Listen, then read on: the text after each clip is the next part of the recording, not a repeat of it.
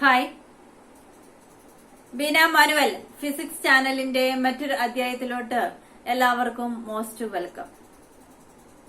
നമ്മൾ പഠിക്കുന്ന പല സബ്ജക്റ്റുകളും ലേണിംഗ് ബൈ ഡൂയിങ് എന്ന് പറയുന്ന പ്രിൻസിപ്പിളിനെ സപ്പോർട്ട് ചെയ്യുന്നതാണ്. അതിൽ ഏറ്റവും ഇമ്പോർട്ടന്റ് ആയിട്ടുള്ള ഒരു സബ്ജക്റ്റ് ആണ് നമ്മുടെ ഫിസിക്സ് എന്ന് പറയുന്നത്. അപ്പൊ അതുകൊണ്ടാണ് നമ്മൾ പ്രാക്ടിക്കൽ സൈഡിന് ഭയങ്കര ഇമ്പോർട്ടൻസ് കൊടുക്കാറുണ്ട്. 10-22 പ്രാക്ടിക്കൽസ് നമ്മൾ ഫസ്റ്റ് ഇയറും സെക്കൻഡ് ഇയറുമായിട്ട് നമ്മൾ ചെയ്യുന്നുണ്ട്. അപ്പൊ അതിൽ ഏറ്റവും ഇമ്പോർട്ടന്റ് ആയിട്ടുള്ള ഒരു പ്രാക്ടിക്കൽ ആണ് സിമ്പിൾ പെൻഡുലത്തിന്റെ കേസസ്. നമ്മൾ സിമ്പിൾ പെൻഡുലം എന്താണ് എന്നൊക്കെ നമ്മൾ പഠിച്ചിട്ടുണ്ട് ഓൾറെഡി. അപ്പൊ അതിന്റെ അകത്ത് ടൈം പീരീഡ് കാൽക്കുലേറ്റ് ചെയ്യുക എന്നുള്ളത്. അപ്പൊ സിമ്പിൾ പെൻഡുലത്തിന്റെ ഓസിലേഷൻ എന്ന് പറയുന്നത് എന്തിന്റെ എക്സാമ്പിൾ ആണ്? സിമ്പിൾ ഹാർമോണിക് മോഷന് എക്സാമ്പിൾ ആണ്. കഴിഞ്ഞ ക്ലാസ്സുകളിലൊക്കെ നമ്മൾ സിമ്പിൾ ഹാർമോണിക് മോഷന്റെ ഡിഫറെന്റ് തിയറി പാർട്ടുകളായിരുന്നു. ആക്സലറേഷൻ, വെലോസിറ്റി, ഡിസ്പ്ലേസ്മെന്റ്, ടൈം പീരീഡിന്റെ ഇക്വേഷന്, എനർജി കാൽക്കുലേറ്റ് ചെയ്തു. ഡിഫറൻഷ്യൽ ഇക്വേഷനാണ് നമ്മൾ സ്റ്റാർട്ട് ചെയ്തത്. കഴിഞ്ഞ ക്ലാസ്സിൽ നമ്മൾ സ്പ്രിങ്ങിന്റെ കേസസ് എക്സാമ്പിൾ പറഞ്ഞു. പിന്നെ യൂണിഫോം സർക്കുലർ മോഷനുമായിട്ടുള്ള ബന്ധങ്ങൾ നമ്മൾ പറഞ്ഞു. അപ്പൊ ഇന്ന് നമ്മൾ പഠിക്കുന്നത് simple harmonic motion is an example for simple pendulum is an example for A simple harmonic motion. അപ്പൊ അതിന്റെ തിയറി പാർട്ടാണ് നമ്മൾ പറയുന്നത്.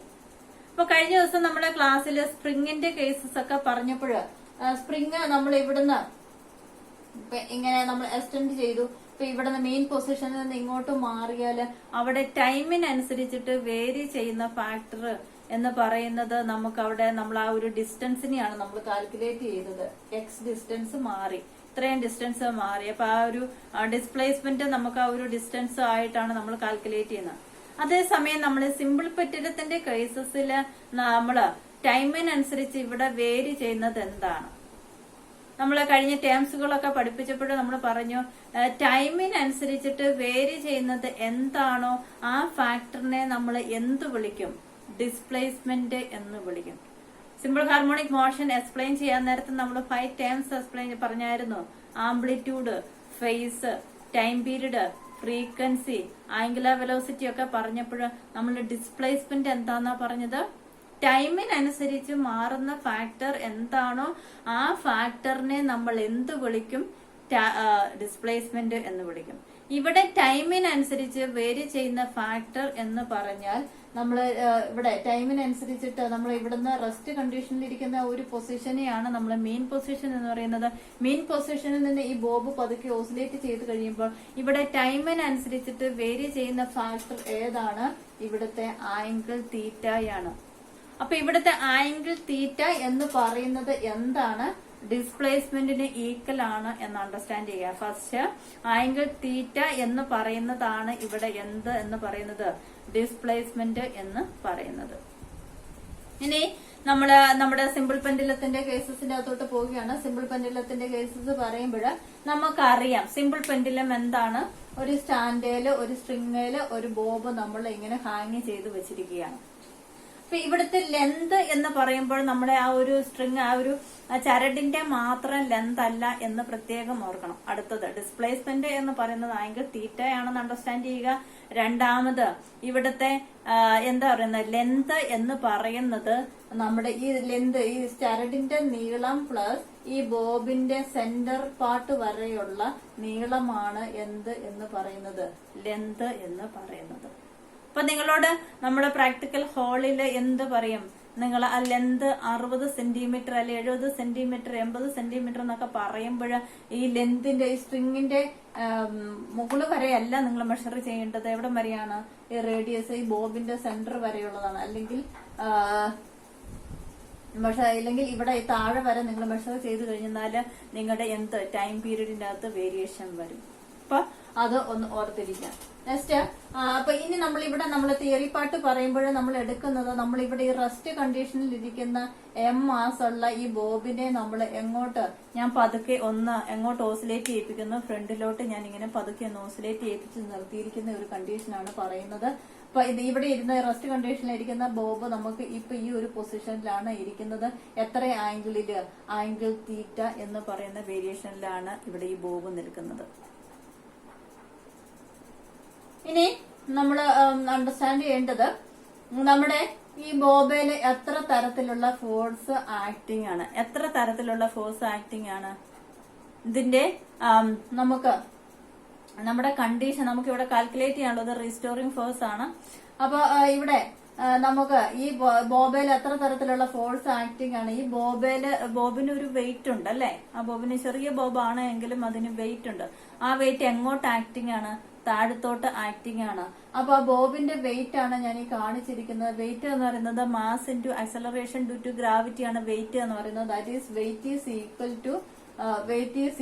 ടു mg ആണ്. That is equal to weight എന്ന് പറയുന്നത് mg ക്ക് ഈക്വൽ ആണ്. അപ്പൊ ആ മാസിന്റെ, ആ ബോബിന്റെ മാസ് ആണ് എങ്ങോട്ട് ആക്ട് ചെയ്യുന്നത്, താഴത്തോട്ടായിട്ട് കാണിച്ചിരിക്കുന്നത്. ഇപ്പൊ ഈ താഴത്തോട്ട് ആക്ട് ചെയ്യുന്ന ബോബിന്റെ വെയിറ്റ് താഴത്തോട്ട് ആക്ട് ചെയ്യുമ്പോൾ ആ സ്ട്രിങ്ങിൽ എന്ത് ആക്ടിങ് ആണോ, ഒരു ടെൻഷൻ ആക്ടിങ് ആണ്. ആ ചരടൊന്ന് വലിയുന്നുണ്ട്. അപ്പൊ എന്ന് പറഞ്ഞാൽ ആ വലിച്ചിട്ട് കുറയ്ക്കാൻ വേണ്ടി ആ ചരട് മുകളിലോട്ട് ഇതിന് എന്ത് ചെയ്യുന്നുണ്ട്, മുകളിലോട്ടും ഒരു ഫോഴ്സ് കൊടുക്കുന്നുണ്ട്. നമ്മള് ഫ്രിക്ഷൻ ഒക്കെ പറഞ്ഞപ്പോ അല്ലെങ്കിൽ ടേബിള് താഴത്തോട്ട് ഒരു ഫോഴ്സ് കൊടുക്കുന്നുണ്ടെങ്കിൽ നോർമൽ റിയാക്ഷൻ അല്ലെങ്കിൽ അതിനെ താങ്ങി നിർത്താനായിട്ട് തറ മുകളിലോട്ട് ഒരു ഫോഴ്സ് കൊടുക്കുന്നുണ്ടെന്ന് പറഞ്ഞതുപോലെ തന്നെ വെയിറ്റ് താഴത്തോട്ടാണ് എങ്കിൽ ഇവിടെ ടെൻഷൻ എന്ന് പറയുന്നത് എങ്ങോട്ടാണ് ആക്ടിങ് ചെയ്യുന്നത്, മുകളിലോട്ടാണ്. അപ്പൊ ഈ താഴത്തോട്ട് ആക്ട് ചെയ്യുന്നതിന് ഈക്വൽ ആയിട്ട് തന്നെയാണ് മുകളിലോട്ടും എന്ത് ആക്ടിങ് ആയിട്ട് വരുന്നത്, ടെൻഷനും ആക്ടിങ് ആയിട്ട് വരുന്നത്. അപ്പൊ ഇതിന്റെ രണ്ടിന്റെയും കൂടെ ഒരു റിസൾട്ടന്റ് ആയിട്ടാണ് നമുക്ക്, ഒരു റിസൾട്ടന്റ് ഫോഴ്സ് ആയിട്ടാണ് നമുക്ക് എന്ത് ചെയ്യാൻ പറ്റുന്നത്. ഇത് ഈ ഒരു ബോബ് നമ്മൾ ഇവിടുന്ന് വിട്ട് കഴിഞ്ഞാൽ ബോബ് എങ്ങനെ ഓസിലേറ്റ് ചെയ്യും. നമ്മളിപ്പോ ഇവിടുന്ന് അസിസ്റ്റന്റ് ചെയ്ത് ഇങ്ങനെ പിടിച്ചു നിർത്തിയിരിക്കുന്ന ഒരു കണി, ഇവിടുന്ന് ഇതിനെ ഞാൻ കൈ വിട്ട് കഴിഞ്ഞാല് എന്ത് ചെയ്യും, ഇത് പതുക്കെ ഇങ്ങോട്ട് വന്ന മെയിൻ പൊസിഷനിൽ വന്ന് നിൽക്കത്തില്ല. അത് ആ മെയിൻ പൊസിഷനിൽ നിന്ന് എങ്ങോട്ട് പോകും, പുറകോട്ട് ഇത് മൂവ് ചെയ്യും. അപ്പൊ അത് കഴിഞ്ഞിട്ട് പിന്നെ ഇത് എന്ത് ചെയ്യും, മുന്നോട്ട് വരും. അപ്പൊ അങ്ങനെ ഇങ്ങനെ ഓസിലേറ്റ് ചെയ്തുകൊണ്ടിരിക്കും. കുറെ കഴിയുമ്പോൾ അത് നിന്ന് പോകും. കാരണം എന്നാന്ന് ചോദിച്ചു കഴിഞ്ഞാല് ഇത് എയറുമായിട്ട് നമുക്ക് ഇത് ഓസിലേറ്റ് ചെയ്ത് നിൽക്കുന്നതിന് കാരണം ഇത് എയറുമായിട്ട് ഒരു ഫ്രിക്ഷൻ നമുക്ക് വരുന്നുണ്ട്. ആ ഫ്രിക്ഷൻ ഉള്ളത് കൊണ്ടാണ് ഇത് കുറെ കഴിയുമ്പോഴേ ഈ ബോബ് പതുക്കെ ഓസിലേറ്റ് ചെയ്ത് നിന്ന് പോകുന്നത്. പക്ഷെ നമ്മൾ ഇവിടെ ഇതിന്റെ തിയറി പഠിക്കുമ്പോഴേ ഈ ഫ്രിക്ഷണൽ ഫോഴ്സിനെ ഒന്നും നമ്മൾ കാൽക്കുലേറ്റ് ചെയ്യത്തില്ല. നമ്മൾ സ്പ്രിങ്ങിന്റെ കേസിൽ പറഞ്ഞ പോലെ തന്നെ ഫ്രിക്ഷണൽ ഫോഴ്സിനൊന്നും യാതൊരു ഇമ്പോർട്ടൻസും ഇവിടെ ഇല്ല. നമ്മൾ എന്തിനെ മാത്രം, റീസ്റ്റോറിംഗ് ഫോഴ്സിന് മാത്രമാണ് നമ്മൾ ഇവിടെ ഇമ്പോർട്ടൻസ് കൊടുക്കുന്നത്.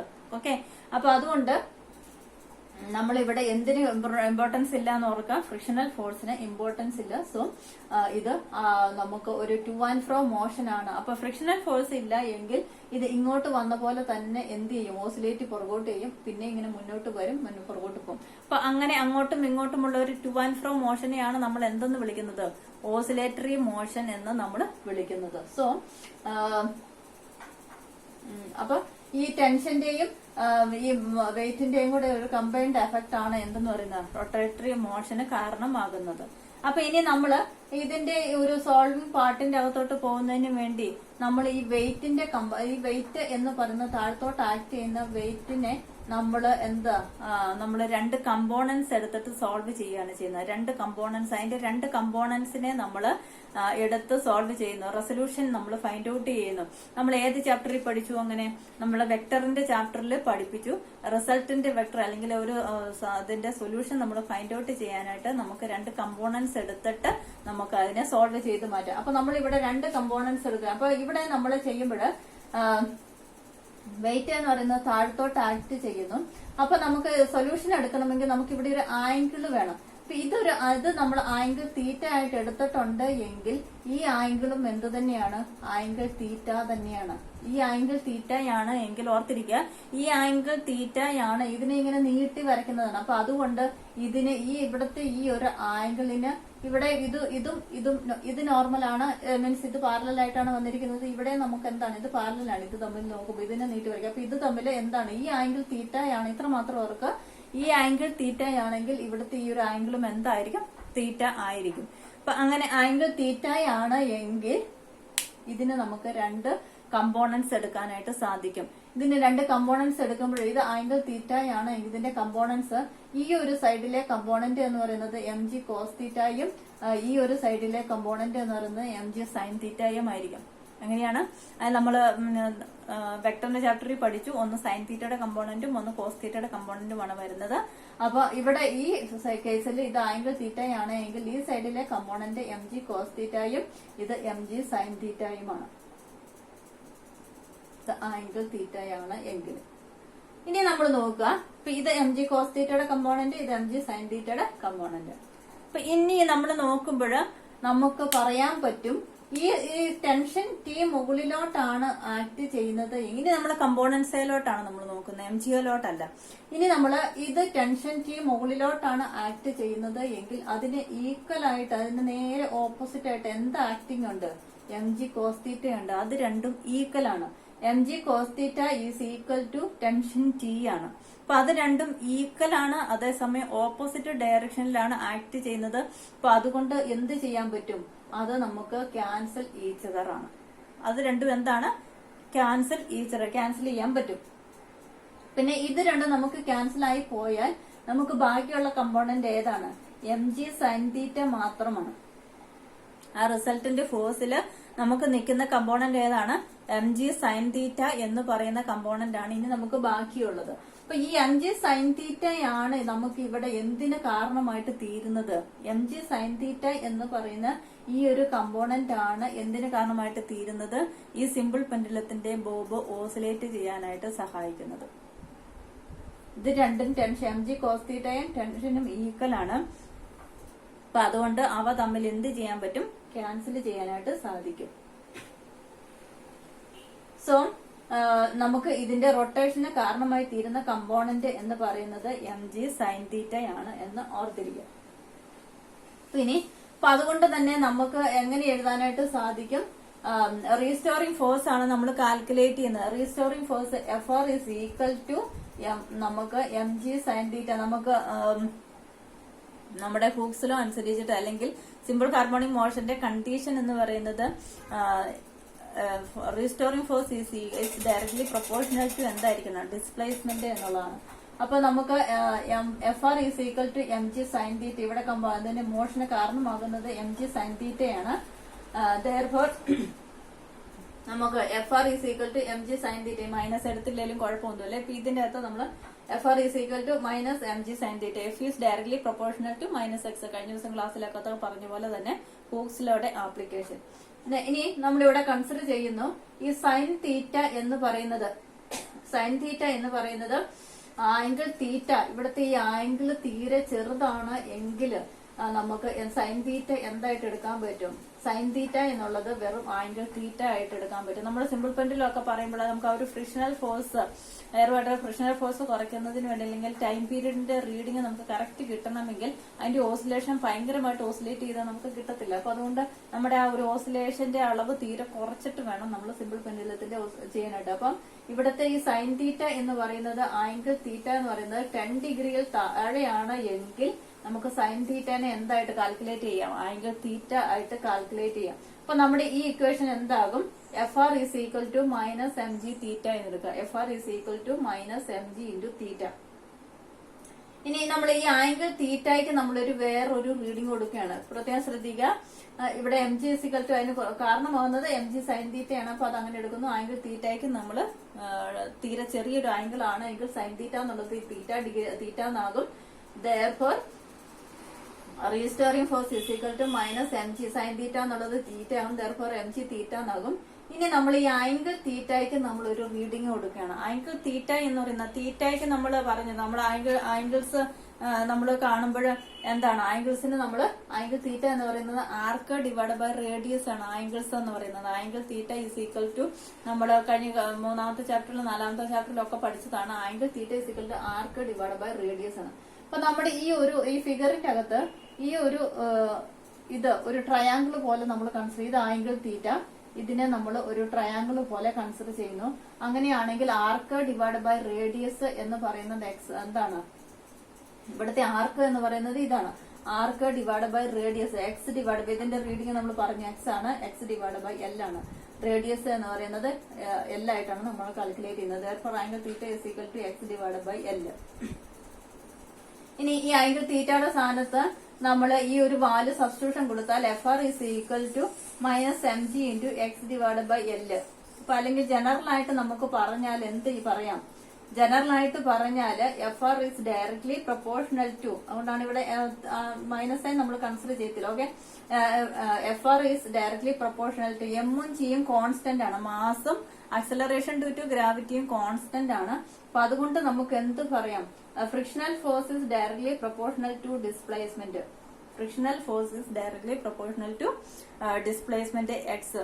അപ്പൊ അതാണ് നമ്മുടെ എന്തെന്ന് പറയുന്നത്, സിമ്പിൾ ഹാർമോണിക് മോഷന്റെ ഏറ്റവും കണ്ടീഷൻ ഇത് തന്നെയാണ്. ആക്സലറേഷൻ ഈസ് അല്ലെങ്കിൽ frictional force is directly proportional to displacement. അപ്പൊ അതുകൊണ്ട് തന്നെ നമുക്ക് ഈ ഒരു ഇത് ചെക്ക് ചെയ്ത് കഴിഞ്ഞപ്പോൾ ഈ ഒരു ആംഗിളും ഇതെല്ലാം കൂടെ കൺസിഡർ ചെയ്ത് കഴിഞ്ഞപ്പോൾ നമുക്ക് ഈ ഒരു കണ്ടീഷനിൽ എത്താൻ പറ്റി എന്ന് പറഞ്ഞാൽ സിമ്പിൾ ഹാർമോണിക് മോഷൻ അതിന്റെ ഏറ്റവും ബെസ്റ്റ് എക്സാമ്പിൾ ആണ് എന്തെന്ന് പറയുന്നത്, സിമ്പിൾ പെൻഡുലം എന്ന് പറയുന്നത്. അപ്പൊ സിമ്പിൾ പെൻഡുലം സിമ്പിൾ ഹാർമോണിക് മോഷന് എക്സാമ്പിൾ ആണ്. പ്രൂഫ് ചെയ്യാൻ പറഞ്ഞാൽ നിങ്ങൾ എഴുതേണ്ട സ്റ്റെപ്പുകൾ ഇതാണ്. F R is equal to M G sine theta, അല്ലെങ്കിൽ ആ ഒരു മൈനസ് സൈൻ കാണിച്ചില്ലെങ്കിലും കുഴപ്പമില്ല, എം ജി സൈൻ തീറ്റ, കാരണം നമുക്ക് ഇവിടെ മൈനസ് സൈൻ നമ്മൾ അവോയ്ഡ് ചെയ്യുന്നുണ്ട്.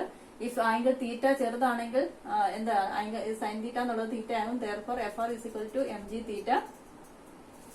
ആംഗിൾ തീറ്റയ്ക്ക് നമ്മൾ ആർക്ക് ഡിവൈഡ് ബൈ റേഡിയസ് എന്നുള്ള റീഡിംഗ് കൊടുക്കുക, എക്സ് ബൈ എൽ അതിന്റെ അകത്തുനിന്ന്. ദെയർഫോർ എമ്മും ജിയും ഇവിടെ കോൺസ്റ്റന്റ് ആണ്. Therefore F R is equal to X by L ആണ്. ലെങ്തും കോൺസ്റ്റന്റ് ആണ്. എക്സ് ബൈ എൽ ആണെന്ന് പറഞ്ഞാല് mass constant, അക്സലറേഷൻ due to gravity constant, നമ്മൾ എല്ലും നമ്മൾ കോൺസ്റ്റന്റ് ആണ്. ദെയർഫോർ ഈ ഒരു എക്സിന് ഡയറക്ട്ലി പ്രൊപ്പോർഷണൽ ആണ്. അപ്പൊ അതാണ് നമ്മൾ കാണിക്കേണ്ടത്. നെക്സ്റ്റ് ഈ ടൈം പീരീഡ് നമുക്ക് കാൽക്കുലേറ്റ് ചെയ്യാനാണ്. ടൈം പീരീഡ് നമുക്ക് രണ്ട് വേയിൽ നമുക്ക് കാൽക്കുലേറ്റ് ചെയ്യാം. ഒന്നാമത്തെ ഫസ്റ്റ് വേയിൽ ഇപ്പൊ നമുക്ക് നമ്മൾ കഴിഞ്ഞ സ്പ്രിങ്ങിന്റെ കേസസിൽ പഠിച്ച അതേ കണ്ടീഷൻ തന്നെയാണ്. അപ്പൊ ഇവിടെ നമ്മൾ കാൽക്കുലേറ്റ് ചെയ്യുമ്പോൾ ടൈം പീരീഡ് എടുക്കുമ്പോൾ ഇതിന്റെ കാൽക്കുലേഷൻ അതോട്ട് പോകുമ്പോൾ എഫ് നമ്മൾ നേരത്തെ പറഞ്ഞ, ഇനിയിപ്പോ ഞാൻ മൈനസ് സൈൻ കൺസിഡർ ചെയ്യുന്നില്ല. ഓക്കെ, ഇപ്പൊ ഈ ഒരു F is equal to M G sine theta, F is equal to M G sine theta എന്ന് എടുക്കുന്നു. നേരത്തെ പറഞ്ഞ പോലെ ആംഗിൾ തീറ്റ ചെറുതാണ് എങ്കിൽ സൈൻ തീറ്റ എന്നുള്ളത് എന്താകും, തീറ്റയാകും. ആ സ്റ്റെപ്പൊക്കെ അതേപോലെ എഴുതുക. F is equal to M G theta. Angle theta എന്ന് പറയുന്നത് ആർക്ക് ഡിവൈഡ് ബൈ റേഡിയസ്. നമ്മൾ ഇവിടെ എടുത്ത അതേ സ്റ്റെപ്പ് തന്നെ എക്സ് ഡിവൈഡ് ബൈ എൽ. ഇനി ഇതിന്റെ അകത്തുനിന്ന് എഫ് ഈസ് ഈക്വൽ ടു തീറ്റയ്ക്ക് കൊടുത്തു കഴിയുമ്പോൾ M G into X by L, M G into X by F is equal to M G into X by L. അപ്പൊ ആ ഒരു ഇക്വേഷൻ നമ്പർ 1 ആയിട്ട് എഴുതുക. അത്രയും സ്റ്റെപ്പുകൾ നമ്മൾ നേരത്തെ പറഞ്ഞ അതേ സ്റ്റെപ്പ് തന്നെയാണ്. F is equal to M G into X by L എന്നുള്ളത് നമ്മൾ നേരത്തെ പറഞ്ഞ അതേ സ്റ്റെപ്പിൽ കൂടെ തന്നെ പോകുന്നു. ഇനി നമ്മൾ അടുത്തൊരു കണ്ടീഷൻ എടുക്കുകയാണ്. ന്യൂട്ടന്റെ സെക്കൻഡ് ലോ അനുസരിച്ചിട്ട് എഫ് ഈസിക്കൽ ടു എന്താണ്, എം എ ആണ്. അപ്പൊ ന്യൂട്ടന്റെ സെക്കൻഡ് ലോ എടുത്തു കഴിയുമ്പോൾ ഈ രണ്ട് ഇക്വേഷൻ 1ഉം ഇക്വേഷൻ 2ഉം നമ്മൾ നോക്കുമ്പോൾ ഈ രണ്ടിന്റെയും ഒരു സൈഡ് ഈക്വൽ ആണെങ്കിൽ ഈ രണ്ട് സൈഡ് നമുക്ക് ഇക്വേറ്റ് ചെയ്യാം. നമ്മൾ സ്പ്രിങ്ങിന്റെ കേസസിൽ ഇത് തന്നെയാണ് ചെയ്തത്. Therefore M G X by L is equal to നമുക്ക് എങ്ങനെ എഴുതാം, എം എന്ന് എഴുതാം. അപ്പൊ അങ്ങനെ രണ്ട് ഇക്വേഷൻ നമ്പർ 1ഉം 2ഉം കൂടെ ഇക്വേറ്റ് ചെയ്ത് കഴിയുമ്പോൾ ഇതിന്റെ രണ്ടിന്റെ അകത്ത് എന്തുണ്ട്, ഈ രണ്ട് സൈഡിൽ എം ഉണ്ട്, അത് തമ്മിൽ ക്യാൻസൽ ചെയ്യുക. Therefore G into X by L is equal to A, G into X divide by A എന്ന് പറഞ്ഞാൽ acceleration is equal to G X divide by L ആണ്. Acceleration is equal to G X divide by L. ഇനി ഒരു method, ഇപ്പൊ ഇത് അടുത്ത method പറയുമ്പോൾ ഇവിടെ വരെ രണ്ടും കോമൺ ആണ്. ഈ മെത്തേഡിന്റെ അകത്ത് പറയുകയാണെങ്കിൽ ഈ ഇക്വേഷനെ ഒന്ന് റീഅറേഞ്ച് ചെയ്ത് എഴുതുക. നിങ്ങൾക്ക് ഏതാണോ ഈസി അതനുസരിച്ചിട്ട് മറ്റേടത്ത് നമ്മൾ ഒമേഗ വെച്ചിട്ട് കാൽക്കുലേറ്റ് ചെയ്യുന്നു. ഇവിടെ നമ്മൾ ഈ ഇക്വേഷനെ ഒന്ന് റീഅറേഞ്ച് ചെയ്ത് എഴുതുന്നു. അപ്പൊ ഇവിടെ നമ്മൾ ഇക്വേഷനെ ഒന്ന് റീഅറേഞ്ച് ചെയ്ത് എഴുതിയാൽ നമുക്ക് എക്സ് ഡിവൈഡ് ബൈ ഈ ഇപ്പുറത്തുണ്ട്, X divide by A is equal to L divide by G എന്ന് എഴുതാൻ പറ്റും. X divide by A is equal to L divide by G എന്ന് എഴുതാൻ പറ്റും. അപ്പൊ അത് നമ്മൾ അങ്ങനെ ഇക്വേഷൻ നമ്പർ 3 ആയിട്ട് എഴുതാം. ജസ്റ്റ് ഒന്ന് റീഅറേഞ്ച് ചെയ്ത് ഇക്വേഷൻ നമുക്ക് X divide by A is equal to L divide by G എന്ന് എഴുതാം. ഇനി ടൈം പീരീഡ്, നമ്മൾ നേരത്തെ പറഞ്ഞ ടൈം പീരീഡിന്റെ ഇക്വേഷൻ എന്തായിരുന്നു, 2π into square root of X divide by A ആണ്. 2π into square root of X divide by A ആണ്. ഇവിടെ എക്സ് ഡിവൈഡ് ബൈ എക്ക് നമുക്കൊരു സബ്സ്റ്റിറ്റ്യൂഷൻ കിട്ടിയിട്ടുണ്ട്. എക്സ് ഡിവൈഡ് ബൈ എക്ക് ഏതാണ്, എൽ ഡിവൈഡ് ബൈ ജി ആണ്. അപ്പൊ നമ്മൾ എന്ത് കൊടുക്കുക, അതിന്റെ സ്ഥാനത്ത് 2π into square root of X divide by A എന്നുള്ള സ്ഥാനത്ത് എൽ ഡിവൈഡ് ബൈ ജി കൊടുത്തു കഴിയുമ്പോൾ ടൈം പീരീഡിന്റെ ഒരു ഇക്വേഷൻ കിട്ടും. ഒരു ഇക്വേഷൻ എന്ന് പറഞ്ഞാൽ ടൈം പീരീഡിന്റെ ഇക്വേഷൻ ഇതാണ്, final equation. T is equal to 2π into square root of L divide by G. അപ്പൊ അങ്ങനെ വേണമെങ്കിൽ നമുക്ക് സിംപ്ലിഫൈ ചെയ്യാം. അടുത്ത വേറൊരു മെത്തേഡ്, ഇവിടം വരെ നമ്മൾ അതേ സെയിം മെത്തേഡ് നമ്മൾ ഫോളോ ചെയ്യുക. F is equal to M G sine theta, ഇവിടെ അന്നേരം ഇവിടെ ഒരു മൈനസ് സൈൻ കൊടുക്കാം. ആംഗിൾ തീറ്റ 0 അല്ല തീറ്റ ചെറുതാണ് എങ്കിൽ angle theta is equal to തീറ്റയാകും. therefore mg തീറ്റ എന്നാകും. തീറ്റ ഈസ് ഈക്വൽ ടു നമുക്ക് എന്താണ് ആർക്ക് ഡിവൈഡ് ബൈ റേഡിയസ് ആണ്. അതുകൊണ്ട് x divide by L. F is equal to mg into X divide by L.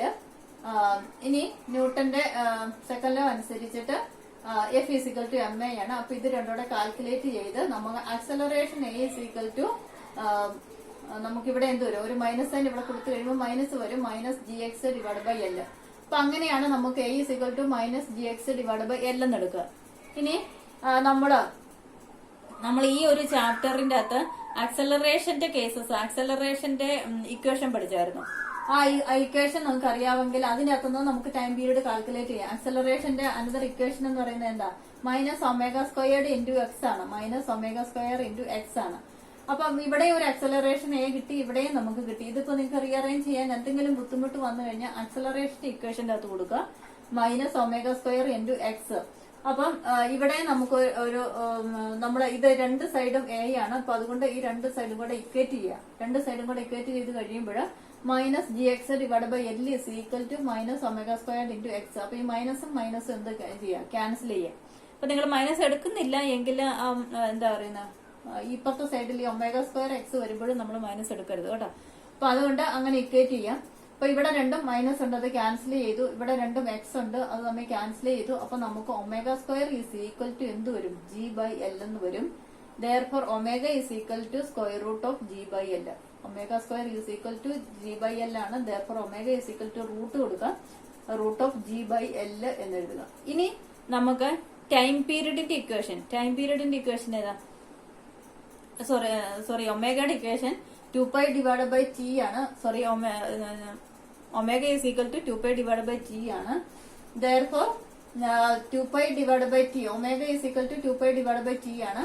ഇവിടെ നമുക്ക് ഒമേഗയുടെ ഒരു ഇക്വേഷൻ ഉണ്ട്, ഇത് ഒമേഗയുടെ ഇക്വേഷൻ ആണ്. അപ്പൊ ഇവിടെ ഒമേഗ ആയതുകൊണ്ട് രണ്ടിന്റെയും ഒരു സൈഡ് ഒമേഗയാണ്. അപ്പൊ അതുകൊണ്ട് ഇതിനെ തമ്മിൽ നമുക്ക് ഇക്വേറ്റ് ചെയ്യാനായിട്ട് സാധിക്കും. therefore 2π divide by T is equal to square root of G divide by L എന്ന് കൊടുക്കുക. 2π divide by T is equal to square root of G divide by L.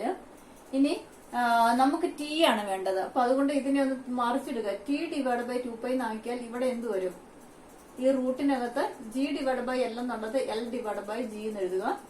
therefore T is equal to 2π into square root of L by G. T is equal to 2π into square root of L by G. ഇപ്പൊ രണ്ട് method പറഞ്ഞു. ഇപ്പൊ ഇവിടുത്തെ ഇക്വേഷനും same ആണ്. അപ്പൊ ഇവിടെ വെച്ചിട്ട് ടേണിംഗ് ഉണ്ട്. അപ്പൊ എങ്ങനെ ഏത് മെത്തേഡ് വേണമെങ്കിലും നിങ്ങൾക്ക് യൂസ് ചെയ്യാം.